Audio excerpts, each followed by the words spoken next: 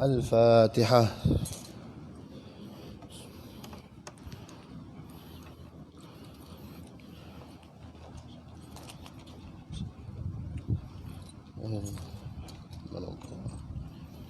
الحمد لله رب العالمين، والصلاة والسلام على أشرف الأنبياء المرسلين وعلى آله وصحبه أجمعين. رب اشرح لنا صدورنا ويسر لنا أمورنا أبواب الفهم والحكمة كما فتحت على أنبيائك وأوليائك من عبادك الصالحين. سبحانك لا علم لنا إلا ما علمتنا إنك أنت العليم الحكيم، ولا حول ولا قوة إلا بالله العلي العظيم. نويت التعلم والتعليم التذكر والتذكير والنفع والانتفاع والإفادة والاستفادة والحث على التمسك بكتاب الله وسنة رسوله والدلالة على الهدى والدعوة على الخير وابتغاء مرضاته وقربه وثوابه. أما بعد. Alhamdulillah, hari ini dirahmati Allah Subhanahu wa taala, kita teruskan bacaan kitab Risalah At-Tanbih 'anil Dhalal liman arada dzal jalal. Alhamdulillah, kita dah sampai kepada bab zikir-zikir ma'thurat. Yang sebelumnya sebagai murajaah daripada pengajian yang lepas, bagi seseorang itu apabila dia mendapat hidayah daripada Allah Subhanahu wa taala, hendaklah dia menyambutnya dengan mentaati Allah Subhanahu wa taala. Kerana hanya dengan mentaati Allah Subhanahu wa taala, hidayah itu dapat dijaga. Dan langkah pertama seseorang itu mentaati Allah Subhanahu wa taala ialah dengan jalan menuntut ilmu. Itu di antara perkara yang utama. Dan di antara perkara utama di dalam dia menuntut ilmu berkaitan akidahnya, khususnya yang berkaitan tentang ilahiyah, tentang tauhid. Barulah dia meneruskan kepada ilmu-ilmu yang lain. Jadi seseorang itu apabila dia sudah mula mentaati Allah Subhanahu wa taala, sudah mula ada kesedaran untuk menjadi hamba Allah Subhanahu wa taala yang soleh, tak dapat tidak mestilah dia terlebih dahulu mengetahui tentang ilmu tauhid dan tentang ilmu syariah yang berkaitan dengan ibadah. Kalau tidak, dia akan dia akan berlaku banyak ibadahnya, banyak amal solehnya, tetapi dia terhijab daripada yang pertama, terhijab daripada keagungan Allah Subhanahu wa taala, terhijab daripada mengetahui hakikat dirinya, sehingga dia merasakan amalannya tersebut adalah lebih baik, adalah yang perkara yang menyelamatkan dia. Jadi dia jadi maghrur, dia jadi terpedaya dengan amalannya. Kalaulah orang yang menuntut ilmu sahaja boleh terpedaya dengan ibadahnya, apatah lagi kalau orang yang jahil. Jadi menuntut ilmu ini adalah panduan kepada seseorang itu untuk dia tahu cara kembalinya bermuhasabah diri. Kalau tak ada ilmu, dia tak tahu cara nak neutralkan balik keadaannya. Jadi sebab itu seseorang apabila ingin menjaga hidayah Allah, hendaklah dengan ilmu. Terutamanya berkaitan ilmu syariat, supaya dia sedar segala perkara yang datangnya daripada Allah dan Rasul tidak ada di dalam hatinya keraguan. Tidak ada di dalam hatinya apa salah macam ni, tak ada. Sebab bila dia tahu ini daripada Allah dan Rasul, dia hatinya terus menerima. Sebab itu dipanggil kita sebagai orang Muslim, orang yang menyerah diri, tunduk dan patuh kepada ajaran Allah Subhanahu wa ta'ala. Daripada segala sudut, bukan sahaja dalam bidang ibadah, bukan sahaja dalam bidang muamalah, bukan sahaja dari sudut bidang perniagaan sebagainya, bahkan dari sudut jinayah pun, apabila perkara tersebut ada hukum hakamnya daripada Allah, maka dia menerima. Tidak ada syak, tidak ada keraguan dalam hatinya daripada perkara-perkara yang datangnya daripada Allah dan Rasul. Sebab apa? Dia yakin kita ini hamba Allah. Dia yakin kita ini adalah ciptaan Allah Subhanahu wa ta'ala. Maka yang mencipta, dia mengetahui kekurangan yang dicipta. Maka kita bersyukur, kita bertuhankan zat Allah yang maha agung, yang maha mengetahui, yang maha pemurah, yang kasih sayangnya melebihi kemarahannya Allah Subhanahu wa ta'ala. Baik, itu dengan mentaati Allah Subhanahu wa ta'ala. Baik, seterusnya, setelah daripada menuntut ilmu, kalau diperincikan dalam ini mengajak kita untuk mendalami ilmu, kemudian ilmu yang dipelajari itu ilmu tauhid. Kemudian di antara perkara yang menjaga hidayah tersebut, selalu hadir di dalam majlis ilmu, selalu menziarahi para ulama, selalu mendekati orang-orang yang soleh. Dan setelah daripada itu, hendaklah sentiasa melazimkan zikir-zikir ma'thurat. Ada amalannya zikir. Zikir ini adalah apa dia? Amalan batin kita, supaya batin kita ini tidak, maknanya hati kita ini tidak disibukkan dengan was-was dunia.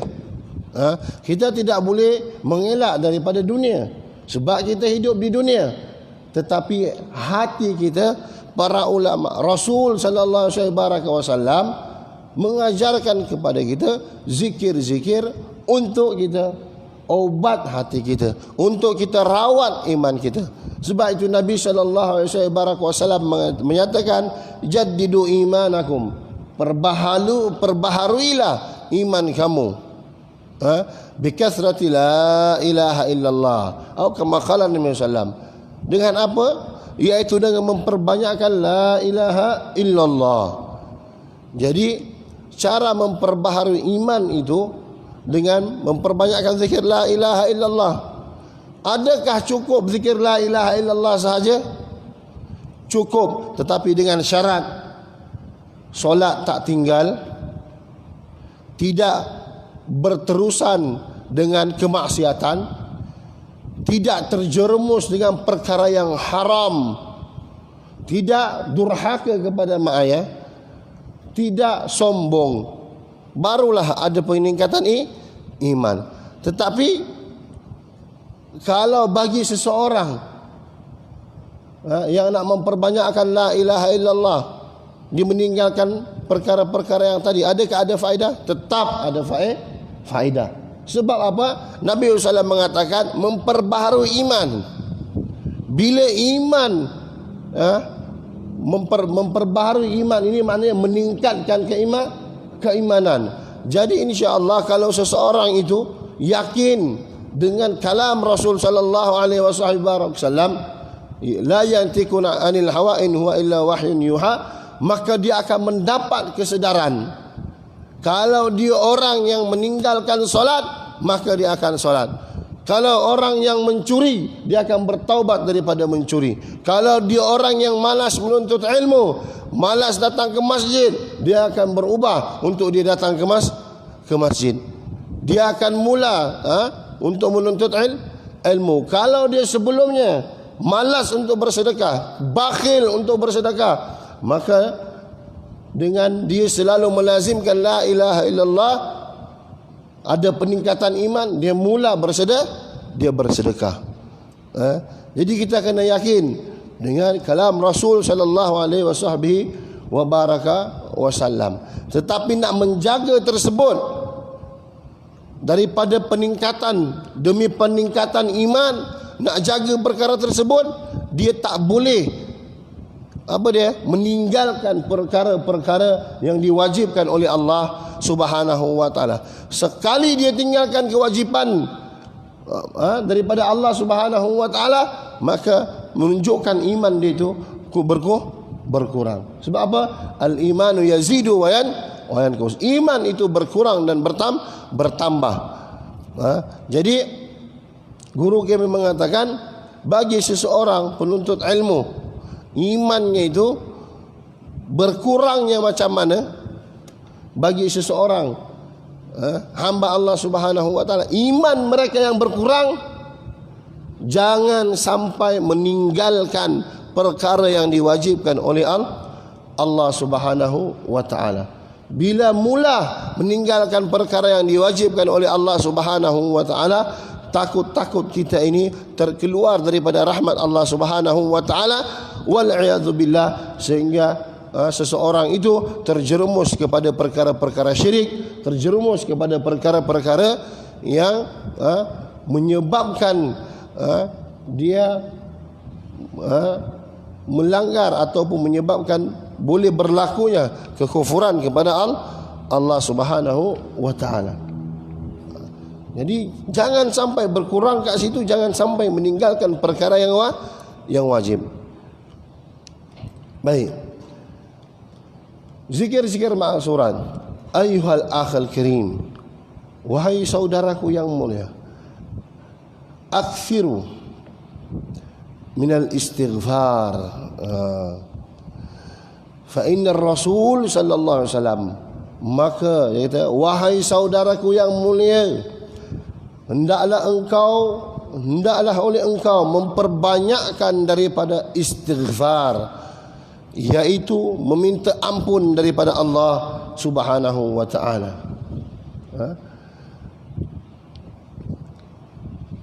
Sebab apa? Kerana Rasul sallallahu alaihi wasallam yaqulu, yang bersabda oleh Nabi sallallahu alaihi wasallam, innal 'abda idza aznab dzanban kanat naqtatun sauda fi qalbihi fa in taba minha suqila qalbahu wa in zadat fadzalika qaulu sallallahu alaihi fadzalika qaulullah ta'ala kallan bal rana, ini dalam ayat Al-Quran, ala qulubihim ma kanu yaksibun. Kemudian apa firman Allah Subhanahu wa taala mengatakan, yang bermaksud sesungguhnya seseorang hamba apabila ia melakukan satu dosa, akan terjadilah satu telah bersabda, sesungguhnya Rasulullah telah bersabda, apa dia? Yang bermaksud sesungguhnya seseorang hamba apabila ia melakukan satu dosa, akan terjadilah satu titik hitam di dalam hatinya. Maka sekiranya dia bertaubat daripada dosa itu, akan dihapuskan titik hitam itu daripada hatinya. Dan sekiranya dia menambahkan perbuatan dosa itu, maka akan bertambahlah titik hitam itu. Maka itulah dia maksud firman Allah Subhanahu wa taala, sekali-kali tidak demikian. Sebenarnya apa yang mereka selalu usahakan itu menutup hati mereka. Jadi ini jelas sebab apa kita perlu beristighfar kepada Allah Subhanahu wa taala. Sebab apa? Dalam hadis Nabi Muhammad SAW yang lain, Nabi SAW bersabda, ya ayyuhan nas tubu ila Allah, ataupun tubu ila Allah fa inni atubu ila Allah fil yawmi atamarrah, atau kama qala Nabi SAW, wahai manusia, bertaubatlah kepada Allah, minta ampunlah kepada Allah. Ada riwayat mengatakan istighfarlah kepada Allah Subhanahu wa taala. Sesungguhnya aku beristighfar kepada Allah Subhanahu wa taala sehari aku, Nabi SAW mengatakan 100 kali, wa qila 70 kali. Itu Nabi sallallahu alaihi wasallam memperbanyakkan istighfar kepada Allah Subhanahu wa taala. Sebab apa? Tidak ada satu hari kita ini melainkan kita ada dosa. Sebab itu ada warid daripada sunnah Nabi Muhammad SAW beristighfar sebelum masuknya waktu fajar. Kemungkinan malamnya kita ada dosa. Kemudian sebelum masuk maghrib ada istighfar. Bukan kemungkinan lah, kita memang ada dosa seharian kita.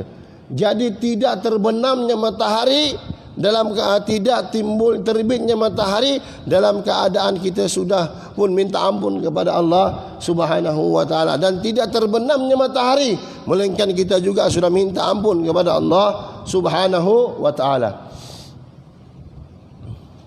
Jadi Nabi mengajak kita untuk memperbanyakkan istighfar, pengampunan kepada Allah Subhanahu wa taala. Jadi titik hitam ini hadirin dirahmati Allah Subhanahu wa taala, walaupun dia hanya setitik, tetapi setitik itulah yang akan merubah kebersihan sesuatu perkara yang bersih.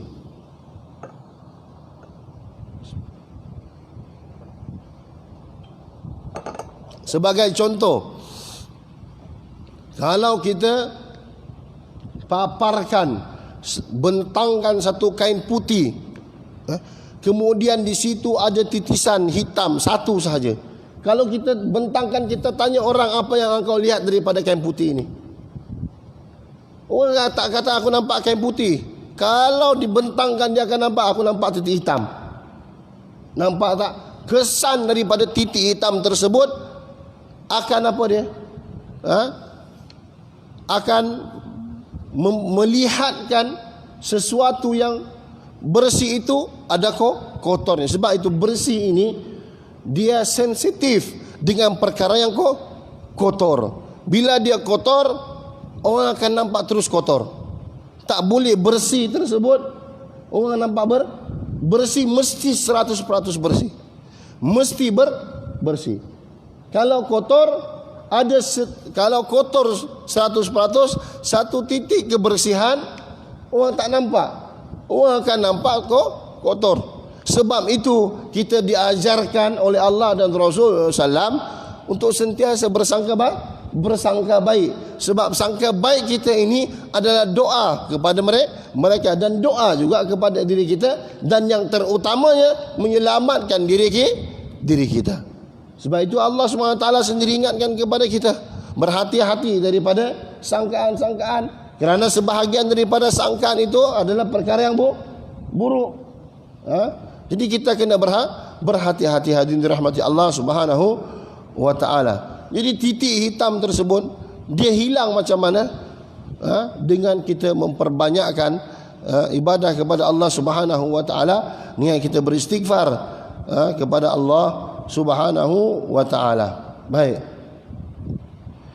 Yang kedua daripada istighfar. Jadi semasa belajar kitab ini dengan tuan guru, tuan guru memberikan ijazah sehari 100 kali istighfar. Astaghfirullahalazim, astaghfirullahalazim. Ataupun kalau nak ringkas, susah, bukan susah lah, mungkin kita rasa berat nak panjang-panjang, Sebut saja astaghfirullah, astaghfirullah, astaghfirullah 100 kali. Sebab apa? Dengan istighfar ini saja dirahmati Allah Subhanahu wa taala, banyak sangat manfaatnya. Dalam ayat Al-Quran sendiri menyatakan seseorang itu diberikan diturunkan hujan dengan sebab istighfar. Nak anak mesti dengan istighfar. Nak rezeki dengan istighfar. Sebab itu seseorang di zaman Imam Ahmad bin Hanbal, dia sebelum wafatnya Imam Ahmad bin Hanbal ini, dia bermusafir ke satu tempat. Kalau tak salah Imam Ahmad bin Hanbal bermusafir ke satu tempat dan dia tak tahu apa tujuan dia untuk bermusafir.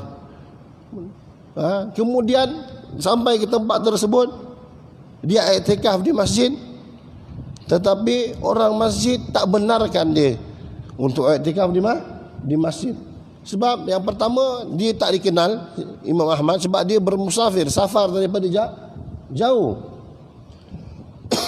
Kemudian dia duduk di beranda masjid pun tidak dibenarkan. Akhirnya mereka keluar dan bertemu dengan seseorang penjual roti ataupun yang pembuat roti, kemudian menawarkan kepada Imam Ahmad bin Hanbal untuk mabit, untuk tidur bermalam di rumahnya Imam orang tersebut. Jadi dipendekkan cerita, ketika orang tersebut sedang membuat roti, buat packaging dia apa semua, Imam Ahmad bin Hanbal memperhatikan setiap gerak-geri orang tersebut istighfar. Buat roti, astagfirullahalazim, astagfirullahalazim. Masukkan roti dalam bekas, astagfirullahalazim. Jadi Imam Ahmad pun yastaghrib, dia merasa pelik, hairan dia dengan orang tersebut, hebat orang. Kemudian dia bertanya, kenapa engkau beristighfar? Orang itu mengatakan, alhamdulillah, saya dah berpuluh tahun kalau tak silap dia dah buat, dan dah banyak apa yang saya hajatkan kepada Allah, Allah tunaikan, Allah berikan kepada saya. Cuma satu hajat je saya minta, saya belum nampak Allah berikan kepada saya. Dia kata, apa dia yang kau minta kepada Allah? Iaitu saya ingin melihat Imam Ahmad bin Hanbal, saya ingin bertemu kepada dia. Subhanallah. Apa yang kemudian berlaku? Imam Ahmad kata, patutlah aku adalah Ahmad bin Hanbal. Aku diantar oleh Allah Subhanahu wa taala dengan sebab istighfarmu tersebut, semata-mata menunaikan hajatmu, dan aku tak tahu untuk apa aku datang sini. Rupa-rupanya inilah tujuan yang Allah Subhanahu wa taala inginkan kepada aku, kerana apa? Menunaikan hajatmu. Sebab itu kita nak apa-apa, kita istighfar. Istighfar ni bukan semata-mata berbentuk dengan lafaz istighfar. Kita bangun malam, minta doa, minta pengampunan kepada Allah, itu di antara istighfar juga. Kemudian kita solat istisqa, kalau nak turunkan hujan, kita kena istighfar. Sebab itu sebahagian para ulama, kalau orang tu orang yang biasa-biasa datang minta doa ataupun minta apa-apalah, dipesan kepada dia memperbanyakkan istighfar. Jadi mudah-mudahan kita dapat beramal dengan memperbanyakkan istighfar. Sehari 100 kali pun dah tak apa. Kalau macam susah, sibuk, sebelum tidur baring-baring, lepas baca doa, tidur, ambil tasbih, astagfirullah, astagfirullah, astagfirullah. Kemudian apa dia? Sampailah kita tertidur dalam keadaan kita berzikir kepada Allah Subhanahu wa taala. Dan kalau tak habis, tak apa. Kita bila dah bangun, kita sambung sahaja. Dan ada dalam dia mengatakan, siapa yang tertidur dalam amalannya, dalam keadaan dia sedang beramal, kemudian dia qadakan, maka pahalanya sama dengan waktu yang dia buat pada kebiasaannya. Baik. Kemudian waqsiru minas salati ala Rasul sallallahu alaihi wasallam fa inna sababun nuzul rahmatullahi alaik. Maka qala Rasul sallallahu alaihi wasallam man shalla alayya salatan sallallahu biha ashran. Kemudian taklah engkau memperbanyakkan selawat ke atas Rasulullah sallam, kerana dia adalah sebab turunnya rahmat Allah Subhanahu wa taala ke atas engkau. Waqad qala Rasul sallallahu alaihi wasallam, kerana Rasulullah SAW telah bersabda, man shalla alayya salatan, siapa yang berselawat ke atasku sekali, sallallahu alaihi biha ashran, dan Allah Subhanahu wa taala akan berselawat ke atasnya dengan selawat yang satu tadi, dengan 10 selawat daripada Allah. Ulama mengatakan selawat daripada Allah Subhanahu wa taala adalah rahmah, selawat daripada malaikat adalah istighfar, dan selawat daripada kita adalah doa. Jadi rahmat Allah Subhanahu wa taala, dengan sekali kita berselawat Allah berikan kita 10 rahmat. Para ulama mengatakan kalau satu rahmat kita diberikan oleh Allah Subhanahu wa taala, wakafa, cukup dah. Sebab apa? Manusia ni masuk syurga dengan sebab rahmat. Orang mukmin masuk ke dalam syurga dengan sebab rahmat. Jadi kalau ulama mengatakan dah cukup, satu rahmat sahaja kita dapat, dah cukup. Kalaulah kita dah dapat, sebab rahmat Allah Subhanahu wa taala, nak masuk syurga dengan rahmat. Kemudian Nabi sallallahu alaihi wasallam mengatakan bagaimana tak boleh kita dapat rahmat daripada Allah Subhanahu wa taala dengan selawat Nabi sallallahu alaihi wasallam.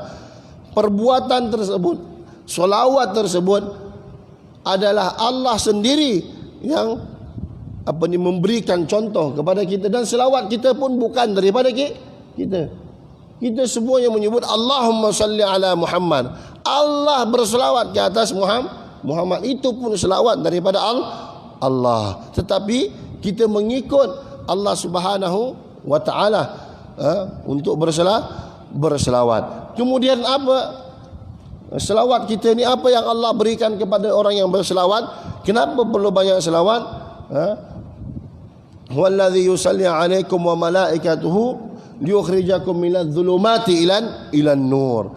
Allah Subhanahu wa taala yang memberikan rahmat kepada kamu, dan para malaikat yang memohon pengampunan kepada kamu. Untuk apa? Liyukhrijakum, untuk mengeluarkan kamu daripada kegelapan kepada cahaya. Itu firman Allah Subhanahu wa taala. Jadi seseorang yang banyak selawat adalah membuatkan dia dapat mendatangkan turunnya rahmat Allah Subhanahu wa taala. Dan bila seseorang itu banyak berselawat, rahmat apa lagi yang besar selain kita ini masuk ke syurga dan kita dapat murafaqah ma'an Nabi sallallahu alaihi wasallam, dapat mendampingi Nabi sallallahu alaihi wasallam. Aqrabu minni yaumal qiyamah man akthar alayya salah. Orang yang paling dekat kepadaku pada hari kiamat, orang yang paling banyak berselawat ke atasku, yaitu Nabi Muhammad SAW. Yang banyak berselawat ke atas Nabi Muhammad SAW, sehingga Nabi SAW mengkategorikan orang yang tidak berselawat ke atas baginda Nabi Muhammad SAW ini adalah orang yang bakhil, adalah orang yang kedekut. Sebab Nabi SAW menyatakan dalam hadis yang disebutkan dalam kitab Mukhtarul Hadis Sunan Al-Habib Umar, disebutkan dalam satu hadis dekat situ, apa dia?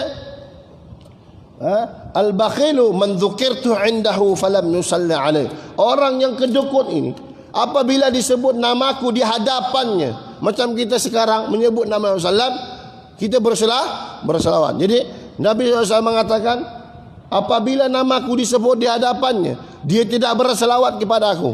Ini adalah orang yang bakhil. Al-bakhilu man dzukirtu indahu falam yusalli alaih, atau kama qala Nabi SAW. Orang yang bakhil, apabila disebut namaku di hadapannya, dia tidak berselawat ke atas aku. Jadi yang daripada tadi kita sebut nama salam, bagi mereka yang berselawat, maka mereka terkeluar daripada kategori yang kedekut. Jadi alhamdulillah, Allahumma salli ala sayyidina Muhammad wa ala ali sayyidina Muhammad. Itu Nabi SAW mengatakan, memperbanyakkan salat. Kemudian Tuan Guru juga memberikan ijazah 100 kali selawat sebelum seharian kita. Seharian. Kalau di Hadramaut, Habib Omar dalam tausiahnya juga dan para ulama di Yaman sentiasa mengingatkan kepada talibul ilm sebagai penuntut ilmu. Kalau ditanyakanlah dekat sini siapa yang bukan penuntut ilmu? Semua kita penuntut ilmu. Sebab apa? Sebab kita hamba Allah SWT. Kita nak beribadah kepada Allah mestilah dengan ilmu. Maknanya kita ni ada penuntut ilmu. Tetapi ada penuntut ilmu yang khusus, macam di pondok-pondok, di madrasah, tahfiz. Jadi apa yang disampaikan, kalau sebagai penuntut ilmu ini sehari hendaklah dengan 300 selawat. Kalau dihitung istighfar kita, selawat kita kepada Allah Subhanahu, kepada Rasulullah SAW, dihitung, dinilai, kalau kita perincikan, perkataan yang lagu lebih banyak daripada zikir kita. Perkataan lagu, bukan kata di kalangan orang biasa, di kalangan orang-orang penuntut ilmu, di kalangan guru-guru pun sebahagiannya macam saya lah kurang zikirnya. Jadi kita ganjil lah, ataupun ada kepincangan kita di dalam menuntut ilmu apabila perkara-perkara tersebut kita tidak jaga. Sebab kita hamba Allah Subhanahu wa taala ini bukan nak jaga luaran kita saja. Para ulama mengajarkan kepada kita maintenance di dalam hati kita. Kalau orang banyak sibuk, dia menjaga maintenance luaran dirinya, zahirnya. Ulama sibuk mengajarkan kepada kita untuk menjaga maintenance jantung kita, hati kita, ruh kita. Inilah kerja ulama. Ini sampai pukul berapa? Dah habis kan?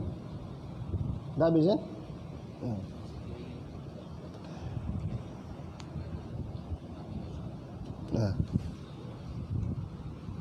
Okey.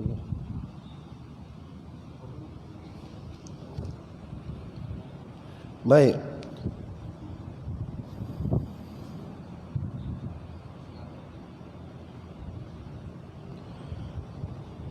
Kemudian summa jaddidu imanak bikathrati dzikri la ilaha illallah. Kemudian perbaharuilah imanmu dengan memperbanyakkan la ilaha illallah.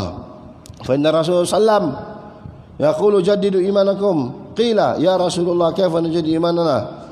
Qala akthiru min qawli la ilaha illallah. Dalam hal ini Rasulullah menyebutkan, memperbanyakkanlah kamu, perbaharuilah iman kamu. Dikatakan, ya Rasulullah bagaimana nak memperbarui iman kami? Nabi SAW menyatakan, hendaklah kamu memperbanyakkan menyebut la ilaha illallah. Jadi 3 tadi. Kita tak dapat banyak zikir-zikir yang lain. Kita sibuk selain daripada kita jaga perkara yang wajib, solat fardu dan yang sebagainya. Di antara kewajipan ini ada kewajipan melakukan dan ada kewajipan meninggalkan. Jadi di antara kewajipan meninggalkan, kita meninggalkan, wajib kita meninggalkan perkara maksiat, wajib kita meninggalkan perkara yang haram. Baik. Jadi apa dia? Kita memperbanyakkan lain 3 perkara. Kalau kita tak dapat baca wirid-wirid yang lain, istighfar 100 kali. Kemudian selawat ke atas Nabi SAW 100 kali. Kemudian la ilaha illallah 100 kali. Tadi alhamdulillah setiap lepas subuh kan? Hari-hari la ilaha illallah. Tak, hari ni je. Tengok feel Tengok feel. Tapi tak apalah, kita diri sendirilah. Banyakkan. Kemudian wadawim ala tilawatil Quran ma'a mura'atil adabi tilawah. Kemudian senantiasa membaca Al-Quran dengan disertakan menjaga adab-adab tilawah. Jadi yang tak tahu baca Al-Quran, hendaklah dia belajar Al-Quran. Seharian kita ni mesti kita ada membaca Al-Quran. Bukan maksud yang dalam solat, tetapi kita buka Al-Quran, kita baca betul-betul Al-Quran dengan menjaga adab-adab bacaan. Adab-adab bacaan ini macam mana? Bila berkaitan dengan amal soleh ini, khususnya yang disunnahkan oleh Rasulullah SAW, atau lebih-lebih lagi yang diwajibkan, Nabi mengajarkan adab-adab yang tertentu supaya perbuatan kita tersebut indah, cantik, kemas. Contoh, kita ambil solat. Nabi mengajarkan kita solat, perbuatan. Tapi sebelum melakukan tersebut, banyak perkara yang perlu kita jaga. Dan semua itu adalah adab dan ada pahalanya di sisi Allah. Kita berwuduk, kita bersugi, solat menghadap kiblat, itu yang menghiasi ibadah kita. Jadi kalau seseorang itu dia tahu beramal tapi tak tahu adab, maka amalannya tersebut ganjil. Ganjil macam mana? Nampak tak kemas. Tak kemas. Contoh, tiba-tiba orang datang sini solat tapi dia menghadap ke sana, kita pun pelik.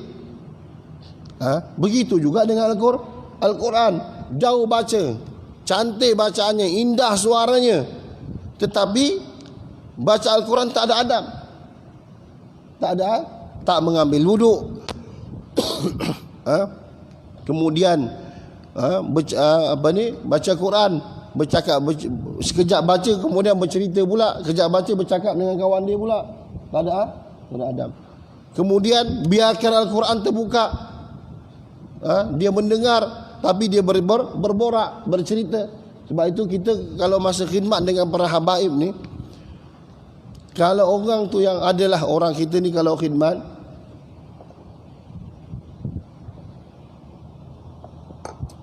yalah, kita tak biasa, kita nak dengar Al-Quran. Tapi dalam waktu yang sama dia buka kat kereta dia lah masa Al-Quran, tapi dia pergi bercerita dengan sama-sama kita khidmat ni, cerita. Jadi Habib ni kat depan diam je. Lepas tu tengok tak berhenti, Habib cakap, kenapa pasal Al-Quran ni? Dia pun jawab, kita nak dengar Habib. Adab bila nak dengar Al-Quran ni, tak ada seorang pun yang dibenarkan untuk berborak. Semua terus senyap. Jadi kalau nak buka kalau nak bercakap, jangan pasal Al-Quran. Baik kita baca nasyid, kalau kita bercakap pun tak dapat dosa.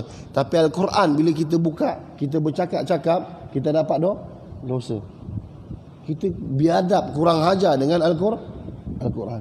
Jadi gantikan dengan zikir-zikir ataupun dengan nasyid-nasyid, qasidah. Itu lebih bagus. Tapi kalau kita berdapat jaga adab, Al-Quran lebih bagus. Sebab apa? Fal Quran nur wa shifa lima fis sudur. Sebab Al-Quran ini adalah cahaya dan obat, penawar bagi apa yang ada di dalam hati. Dia akan merawat hati kita. Dia akan memberikan cahaya kepada. Kalau tak percaya, cuba kita istiqamah baca Al-Quran. Allah mudahkan kita buat ibadah yang lain. Maknanya makin banyak kita menjaga ibadah, makin banyak Allah bagi kita taufik untuk melakukan ibadah. Satu kita tinggalkan daripada kebiasaan kita, maka kita akan banyak melakukan perkara yang lalai. Contoh, kita sehari-hari solat duha, tiba-tiba satu hari kita tak solat, maka lepas tu susah kita nak solat balik. Kemudian ada je kita nak menyibukkan diri, nak buat-buat benda lain. Witir, dah berapa lama kita tak solat, Ramadan kita berusaha jaga, tiba-tiba lepas Ramadan kita tak jaga. Sekali kita tinggal dah susah dah. Lepas tu ada je sibuk. Orang tunggulah, orang nak jumpa lah, mesyuarat lah. Kita merasakan tak sempat ni, tak sempat. Tapi kalau ikutkan, kalau kita paksa sempat je. Sebab dalam perjalanan kita sebelum mesyuarat tu kita dah banyak bercerita benda-benda yang lain. Sebelum mesyuarat pun dah ada 10 minit sebelum mula mesyuarat. Apa tak lagi kalau mesyuarat dekat kedai makan. Sampai-sampai order dulu. Kan? Mesyuarat kedai makan ni masya-Allah, ni banyak faedah, tapi tak sesuai. Sebab bila sampai makan sibuk cerita pasal order apa.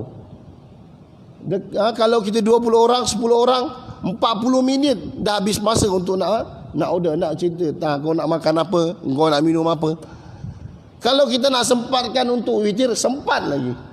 Tapi sebab kita merasakan tak sempat ni, kan ketinggalan pula, kan orang cakap apa pula. Sebab itu ada satu ulama mengatakan, aku merasa kemanisan ibadah setelah 50 tahun ibadah apabila aku meninggalkan meninggalkan redha manusia. 50 tahun baru dia merasakan kemanisan ibadah setelah meninggalkan redha manusia.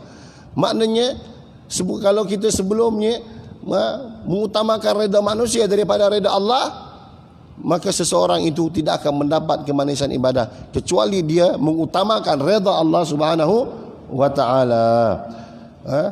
Baik, so qala Allah azza wa jalla,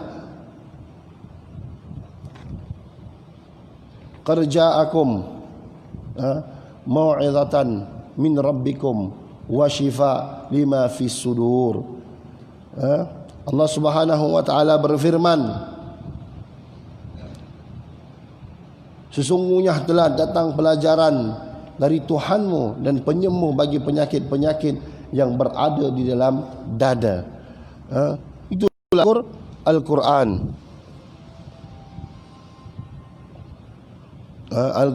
Al-Quran memperbanyakkan. Fahadhihi al-arba'a yanbaghi ay